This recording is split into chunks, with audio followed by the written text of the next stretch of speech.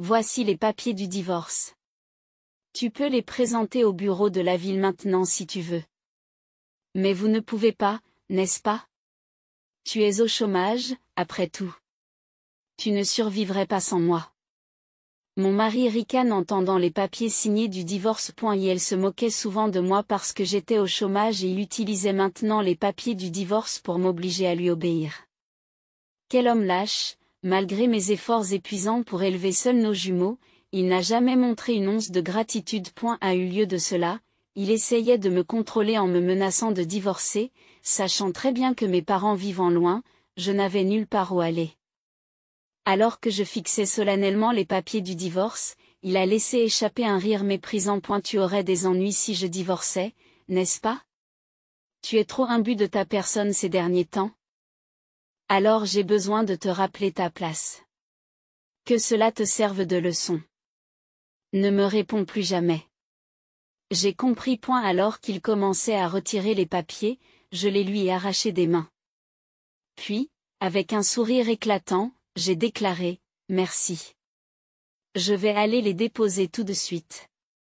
Le laissant abasourdi, j'ai pris les jumeaux et j'ai quitté la maison. En me dirigeant vers le bureau de la ville, je me suis dit, voilà ce que tu gagnes à me sous-estimer. Je m'appelle Fiona et j'ai 32 ans.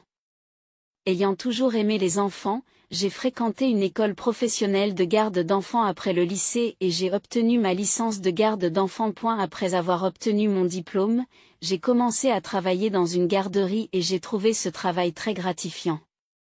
Malgré les nombreux défis à relever, le métier de puéricultrice m'a semblé être ma véritable vocation. Aujourd'hui, avec plus de 10 ans d'expérience, je suis considérée comme une vétérane sur mon lieu de travail. Mes collègues comptaient sur moi et les parents me faisaient confiance. Alors que tout semblait parfait, j'avais une inquiétude. J'avais rarement l'occasion de rencontrer des partenaires potentiels. Alors que mes amis se mariaient les uns après les autres, et que beaucoup avaient déjà des enfants, je n'avais pas eu de relation sérieuse depuis que j'avais commencé à travailler. Cela ne me dérangeait guère auparavant, car j'aimais mon travail, mais en voyant tout le monde se marier autour de moi, je me suis demandé si j'étais sur la bonne voie. Alors que je commençais à m'inquiéter, j'ai reçu un appel d'Othélia, une amie de lycée. Othélia était une femme de carrière qui travaillait dans une société commerciale et l'une de mes amies les plus admirées, dotée à la fois de beauté et d'intelligence. Fiona, ça fait longtemps. Comment vas-tu? Tu as appris que Serena allait se marier? J'ai reçu la réponse au mariage. Tu y vas? Serena était notre camarade de classe au lycée. Oui, bien sûr que j'y vais. Tout le monde trouve le bonheur. Je suis un peu envieux. J'ai accidentellement laissé échapper mon vrai sentiment. Othélia demanda curieusement, oh, tu es donc intéressée par le mariage? Je pensais que tu te concentrais uniquement sur ta carrière, car je ne t'ai jamais entendu parler de petite amie. Bien sûr que je veux me marier. Je veux aussi avoir mes propres enfants. Mais je n'ai pas l'occasion de rencontrer quelqu'un. Quand était mon dernier petit ami? Je ne m'en souviens même plus, dis-je dépité. Othélia a semblé réfléchir un moment au téléphone. Après un bref silence, elle s'est soudain exclamée, pourquoi ne viendriez-vous pas à un dîner ou à une soirée organisée? Je réunirai quelques hommes et femmes célibataires, et nous pourrons tous nous amuser à boire ensemble. Je cherche aussi un petit ami. Je cherche aussi un petit ami. Je vous remercie. Mais tu es sûr que c'est d'accord? Vous êtes tellement occupé par votre travail que je ne veux pas vous déranger. L'offre d'Othélia était la bienvenue pour moi, qui n'avais pas l'occasion de rencontrer des gens, mais je m'inquiétais de lui demander cela, sachant à quel point elle était occupée par son travail dans une société commerciale. Ne vous inquiétez pas, ne vous inquiétez pas. C'est pour une amie très chère. J'en suis ravie. Othélia rit joyeusement. Merci beaucoup. J'ai exprimé ma gratitude et j'ai attendu le jour J avec impatience. Le jour du dîner, je m'habillai du mieux possible et me rendis sur place, où je trouvai beaucoup d'hommes et de femmes qu'Othélia avait invités. Brillante et sociable, Othélia connaissait beaucoup de gens différents grâce à son travail à la société commerciale. Parmi eux se trouvait Zion, le frère aîné d'Othélia de 3 ans. Bien que je l'ai rencontré quelques fois au lycée, son apparence était devenue beaucoup plus mature, et je ne l'ai pas reconnu tout de suite. Fiona. Ça fait longtemps, m'appela Zion, mais je répondis assez brutalement par déo. Je ne savais pas qui il était. Ne semblant pas s'inquiéter de ma réaction, Zion se présenta avec un sourire. Vous ne me reconnaissez sans doute pas après tant de temps. C'est moi, Zion, le frère d'Othélia. Nous nous sommes déjà rencontrés, n'est-ce pas? Oh. Zion. Je suis désolé d'avoir été impoli. Cela fait longtemps. Zion et moi avons rapidement entamé une conversation nostalgique. Fiona, tu étais belle au lycée, mais tu es devenue encore plus belle. Qu'est-ce que tu fais comme travail? Je suis puéricultrice. J'adore les enfants. C'est incroyable. Zion travaillait dans la même société commerciale qu'Othélia. Son hobby, c'est la moto, et il part souvent en excursion le week-end. Tout au long de notre conversation, Zion était toujours attentif, s'assurant que mon verre n'était pas vide. Attiré par son comportement mature et gentleman. J'ai demandé ses coordonnées et lui ai envoyé un message juste après la fête. Après plusieurs rendez-vous, nous avons commencé à sortir ensemble. Othélia était ravie que Zion et moi soyons ensemble. Comme nos lieux de travail étaient proches, Zion et moi avons emménagé ensemble peu de temps après, et peu de temps après, j'ai découvert que j'étais enceinte. Quoi? Enceinte. Les yeux de Zion ont failli s'écarquiller de surprise. Oui. Je ne suis pas encore allée chez le médecin, mais j'ai fait un test de grossesse. Je sentais mon visage rougir de joie et d'excitation. Hourra! Je vous remercie. Bien que ce soit un peu déplacé, Fiona, veux-tu m'épouser? Zion m'a demandé en mariage avec un sourire radieux, et bien sûr, j'ai accepté. N'ayant jamais eu d'expérience romantique auparavant, les choses ont progressé très rapidement après avoir rencontré Zion. Nous nous étions déjà présentés à nos parents respectifs lorsque nous avons emménagé ensemble. Mais nous leur avons rendu visite à nouveau pour leur annoncer la grossesse et le mariage. Tout le monde nous a chaleureusement félicités et j'étais comblée de bonheur. Peu après, je me suis rendue à la clinique d'obstétrique pour une échographie. À notre grande surprise, il y avait 2 ombres de bébés dans mon ventre. Je portais des jumeaux. Quels jumeaux? J'ai été très surprise par cette nouvelle inattendue du médecin. J'avais naturellement supposé que je ne portais qu'un seul bébé, et des inquiétudes concernant notre vie future m'ont traversé l'esprit. Cependant, mon cœur était rempli d'une joie encore plus grande et j'avais hâte de rencontrer les 2 bébés. Bien sûr, il n'était pas question de mener la grossesse à terme. Ce soir-là, lorsque Zion est rentré du travail, je lui ai immédiatement parlé des jumeaux. Qu'est-ce que c'est? Des jumeaux. Oh, est-ce que ça va aller? L'argent et les efforts seront doublés, n'est-ce pas? J'ai entendu dire qu'élever des jumeaux était vraiment difficile. Zion est choqué et a l'air inquiet. C'est vrai, mais la joie sera double aussi, n'est-ce pas? Je suis heureuse de porter des jumeaux. À mes mots, Zion acquiesce, je suppose que c'est vrai. D'accord, si tu veux les avoir, c'est très bien. Oui. Bien sûr que je veux les avoir. Les mots de Sion, si tu veux les avoir, n'étaient pas ce que j'avais espéré entendre. J'aurais voulu qu'il soit heureux de l'arrivée des jumeaux, mais j'ai essayé de ne pas trop me préoccuper de sa réaction, comprenant son anxiété. Une fois qu'il serait né, son anxiété disparaîtrait sûrement face à leur beauté. J'ai continué à m'occuper des enfants jusqu'à ce que mon ventre grossisse sensiblement, puis j'ai démissionné. Ce travail avait été ma vocation?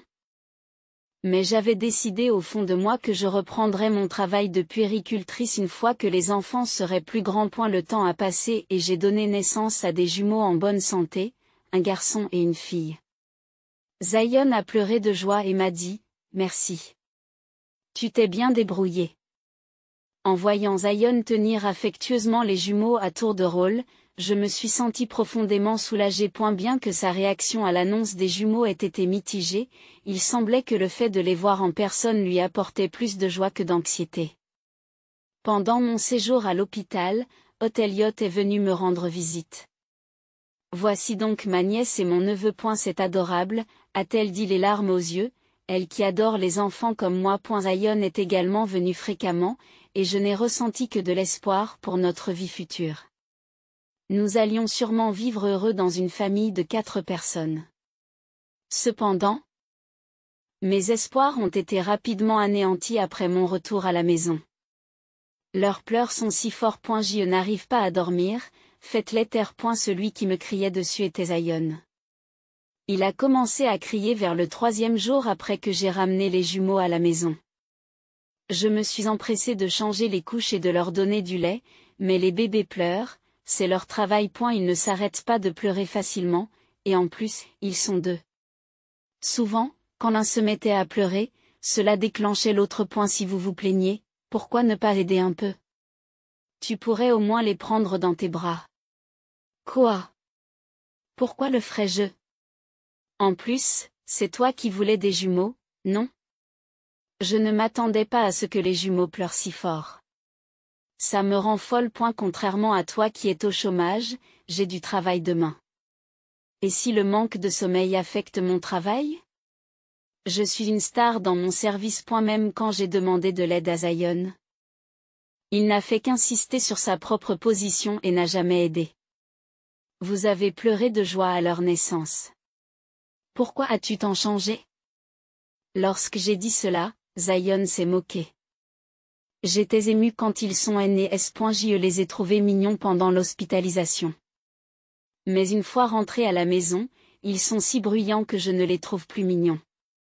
Peut-être que je les trouverai à nouveau mignons si tu les empêches de pleurer. Vous êtes leur mère. Tu ne peux pas au moins les empêcher de pleurer? Quoi? C'est terrible. Alors que je restais là, choquée par les paroles de Sion, les jumeaux pleuraient de plus en plus fort. Taisez-vous.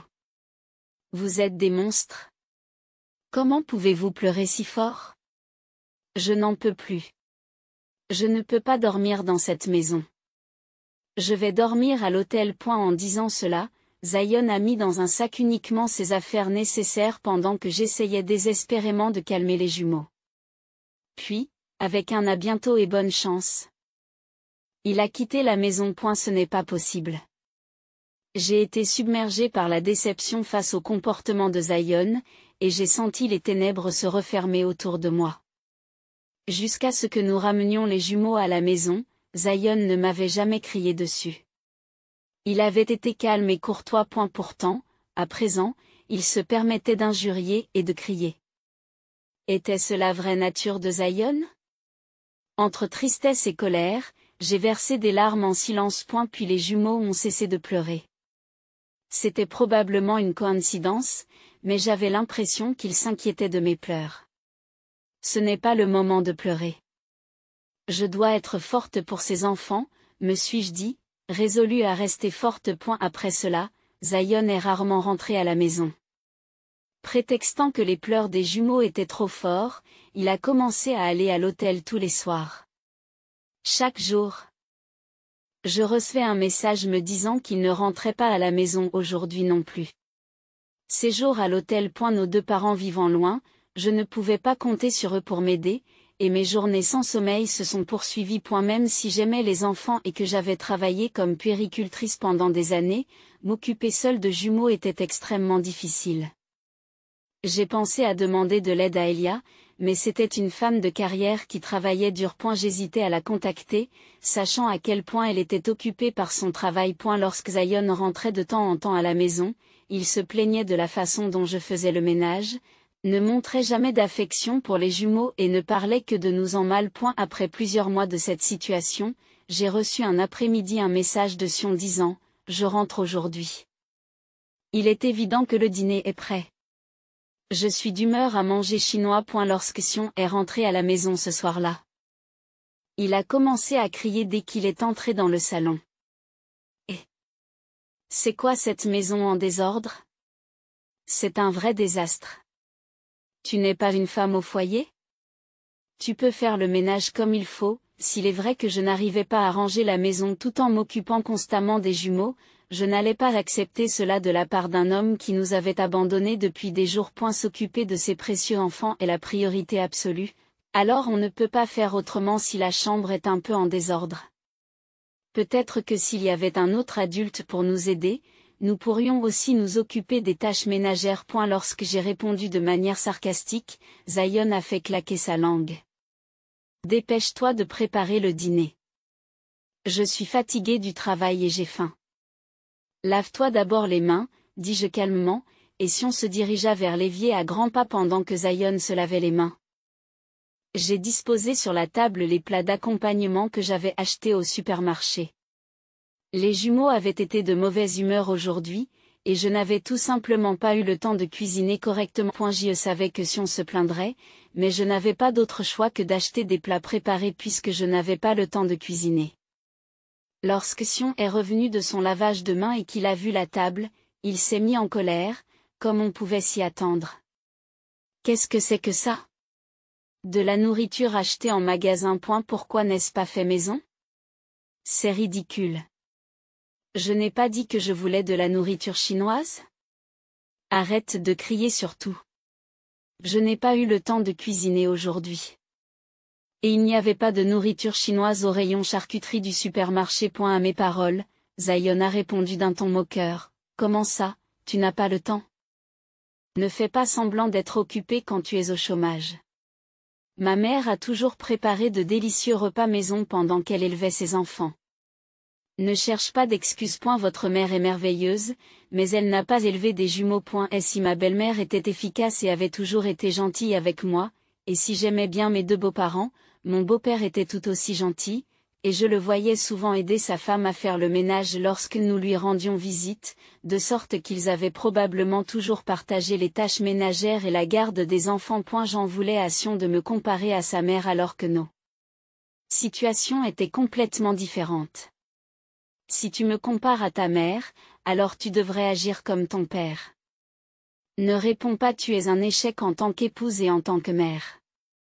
Ne dis pas de telles choses. Tu devrais rentrer à la maison tous les jours et m'aider à faire le ménage et à élever les enfants. Si tu m'aidais, je pourrais garder la maison plus propre et préparer les repas. Ne te plains pas quand tu ne fais rien.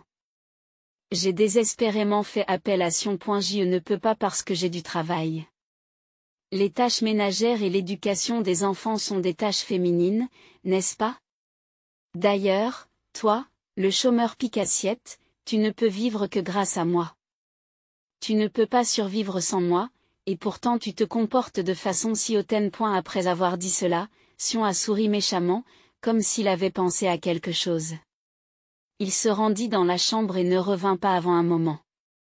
Me demandant ce qu'il faisait, j'ai jeté un coup d'œil dans la chambre et je l'ai trouvé en train de fouiller dans les étagères. Je l'ai trouvé, dit-il, en émergeant avec un morceau de papier.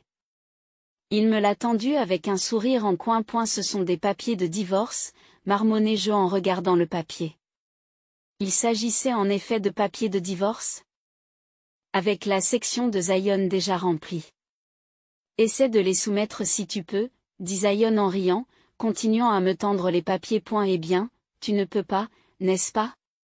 Toi, le pique-assiette au chômage, tu ne survivrais pas sans moi. Que cela te serve de leçon, ne me réponds plus jamais.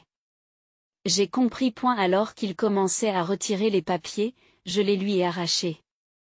Puis, avec un sourire radieux, j'ai déclaré, merci.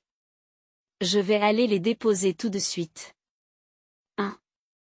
Pendant que Sion restait bouche bée, j'ai rempli ma partie des papiers. Puis j'ai pris les jumeaux et j'ai quitté la maison.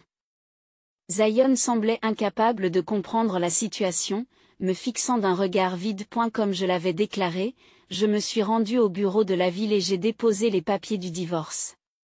C'est ainsi que mon mariage avec Sion a été dissous. Après avoir quitté le bureau municipal, j'ai appelé quelqu'un.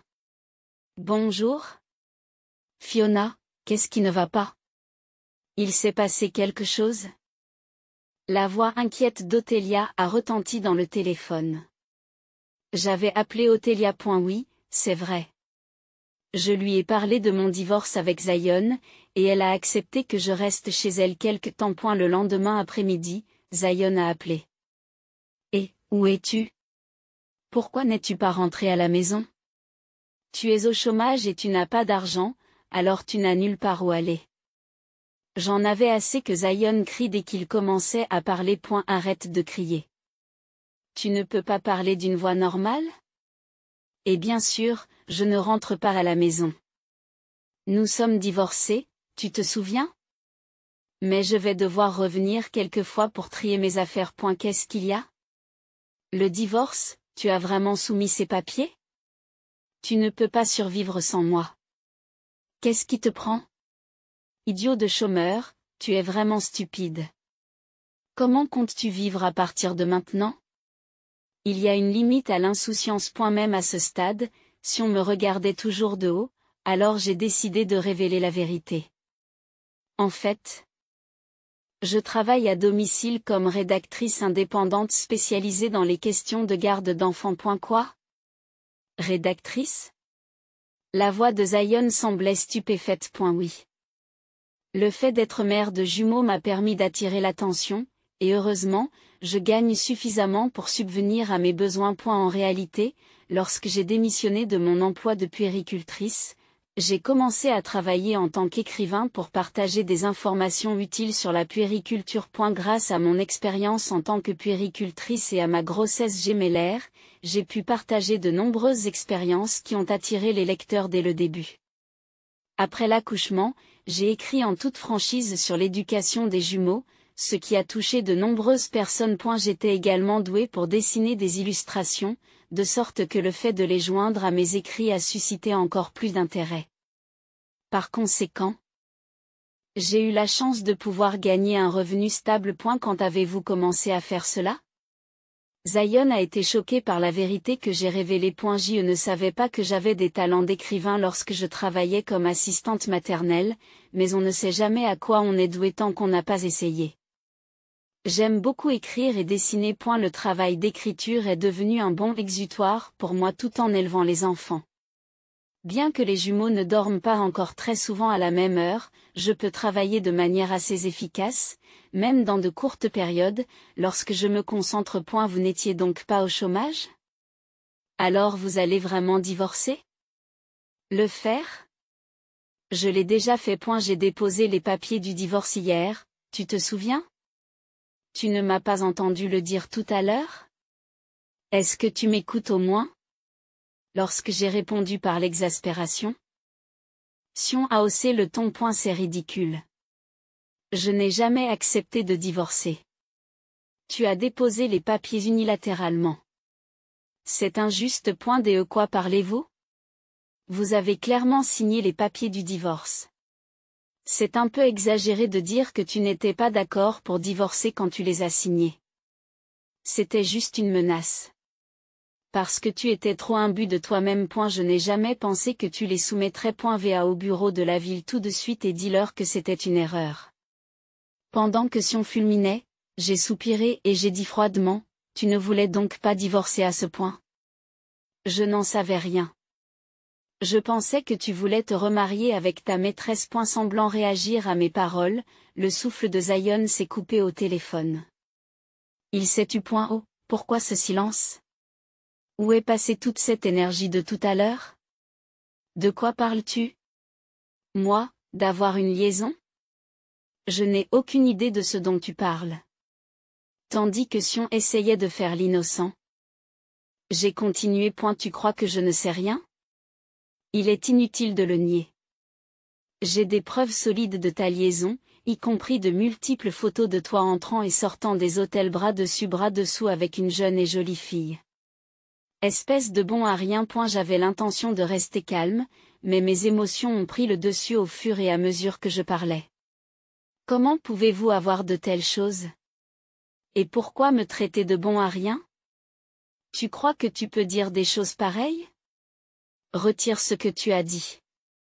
C'est la vérité. Es-tu surpris d'apprendre que tu ne vaux rien? Je suis choqué.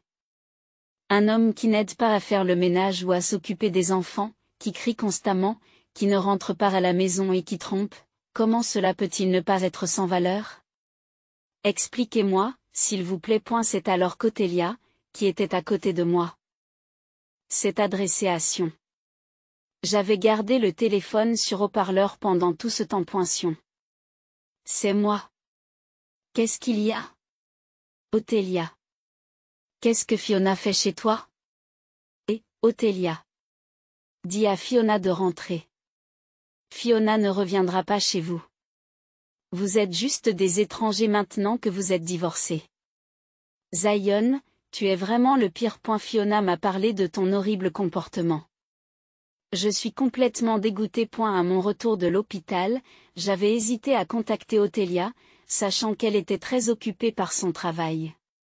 Mais quand Othélia m'a contacté plus tard, j'étais à bout de nerfs et j'ai décidé de tout lui raconter. Je me suis confiée sur la violence verbale de Zion, sur son manque total d'aide pour s'occuper des enfants et des tâches ménagères, et sur le fait qu'il ne rentrait que rarement à la maison. Je lui ai également fait part de mes soupçons quant à sa liaison. Alors que Zion prétendait toujours séjourner à l'hôtel. J'avais le sentiment qu'il ne restait pas seul. C'était une intuition purement féminine, mais je soupçonnais une autre femme d'être impliquée dans son changement de comportement et ses soudaines crises de colère. Après avoir entendu mes préoccupations, Othélia a dit, je comprends. Je vais suivre Zion et voir ce qu'il fait. Comme nous travaillons dans la même entreprise, il sera facile de connaître son emploi du temps. Je me suis sentie coupable de lui en demander autant, mais Othélia a insisté, laissez-moi faire. C'est ainsi qu'Othélia a pris des photos de Zion entrant dans des hôtels avec une nouvelle employée de leur société. Othélia voulait confronter Zion immédiatement, mais je lui ai demandé d'attendre que je sois prête à aborder la question du divorce. À un moment où je me demandais quand aborder le sujet, Zion m'a présenté les papiers signés du divorce, et j'ai donc décidé de divorcer. Othélia, comment as-tu pu me suivre? Quel genre de sœur es-tu pour essayer de me discréditer? Zion hurlait de rage. Quel genre de frère es-tu? Je n'aurais jamais pensé que tu serais une personne aussi horrible. Je regrette de t'avoir présenté à Fiona. Mais Fiona m'a dit qu'elle ne regrettait pas de t'avoir épousé parce qu'elle avait rencontré les jumeaux grâce à toi. Ces paroles m'ont vraiment aidé à me sentir mieux. Ce que j'ai dit à Othélia était vrai. Si Sion était une personne horrible, il n'en reste pas moins que j'ai rencontré mes enfants parce que je l'ai épousé. Je n'ai donc jamais regretté de l'avoir épousé. Je ne veux plus te considérer comme mon frère, toi qui as fait souffrir ma chère amie et qui n'as pas montré d'amour pour mes précieux neveux et nièces. Pourquoi c'est moi qu'on accuse? Alors que Zion grogne de frustration, j'assène le coup de grâce. Zion, prépare-toi à payer à la fois le partage des biens et une compensation pour l'adultère. Qu'est-ce que c'est? Une compensation. Tu vas prendre de l'argent. La voix de Sion s'est élevée à un niveau ridicule. Bien sûr. Et comme nous savons qui est votre maîtresse grâce à Othélia, je lui réclamerai aussi une compensation. Attendez un peu. Ne demandez pas de dédommagement, s'il vous plaît. Et c'est encore une nouvelle employée. Il serait cruel de lui demander un dédommagement. Le raisonnement absurde de Zion me donnait mal à la tête. Cruel. C'est la conséquence naturelle d'une liaison avec un homme marié. Si vous vous sentez si mal pour elle, pourquoi ne pas payer sa part de l'indemnité? Je n'y verrai pas d'inconvénient. Eh bien, j'ai dépensé pas mal d'argent en moto, alors je n'ai pas beaucoup d'économies. Je vous en prie. Ne demandez pas d'indemnisation. Je vous en supplie. Je m'excuserai même. Fatigué par la fausse humilité de Sion, j'ai répondu froidement, excusez-vous. Pourquoi es-tu toujours aussi condescendant? Je ne retirerai pas ma demande d'indemnisation et votre manque d'économie n'a aucune importance. Vous paierez comme il se doit. Et après m'avoir tant supplié, vous ne voulez toujours pas céder. Non, je ne céderai pas. Je suis en train de chercher un avocat et je vous contacterai dès que j'en aurai trouvé un. Au revoir. Sur ce, j'ai raccroché. Par la suite, comme je l'avais promis, j'ai fait appel à un avocat pour obtenir des dommages et intérêts contre Sion et sa maîtresse. La maîtresse a payé immédiatement la somme demandée, puis a rompu avec Zion, quitté son emploi et est retournée dans sa ville natale. Apparemment, ses parents avaient payé la compensation pour elle. Cependant, lorsque ses parents ont appris qu'elle avait une liaison avec un homme marié, ils ont été furieux et lui ont ordonné d'aider à la ferme familiale. Quant à Zion, il n'avait presque plus d'économie après avoir tant dépensé pour son hobby, la moto. Lorsqu'il a tenté d'emprunter de l'argent à ses parents, ceux-ci avaient déjà tout entendu de la part d'Othélia et, furieux, l'ont immédiatement renvoyé. Mes beaux-parents m'ont appelé pour s'excuser et m'ont dit: nous sommes désolés pour notre fils stupide, mais je ne leur en veux pas. Ils ont toujours été très gentils avec moi. Lorsque j'ai dit que je rendrais visite aux jumeaux un jour, ils m'ont remercié en pleurant. Aujourd'hui célibataire, Zion a vu sa réputation au travail ruinée après qu'Othélia a parlé de ses méfaits à leurs collègues. Et elle prétendait être un père dévoué au travail, mais lorsque tous ces mensonges ont été révélés, les gens ont commencé à l'éviter, ce qui a rendu son poste intenable et l'a contraint à démissionner. Sans revenu ni économie et incapable de payer les indemnités, Zion m'a appelé pour me demander de le réconcilier. Fiona, j'ai quitté mon emploi et je n'ai donc plus d'argent. Je ne peux pas payer d'indemnité, alors je t'en prie, réconcilie-toi avec moi. Nous pourrions construire une bonne famille cette fois-ci. Qu'est-ce que tu veux dire? Tu crois que le fait de te remettre ensemble annulerait la compensation? De toute façon, je ne me réconcilierai pas. D'ailleurs, votre maîtresse a payé sa compensation immédiatement, mais vous n'avez pas encore payé un seul dollar.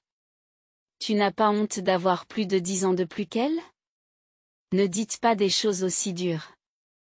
Je t'en prie. Tu es tout ce qui me reste, Fiona.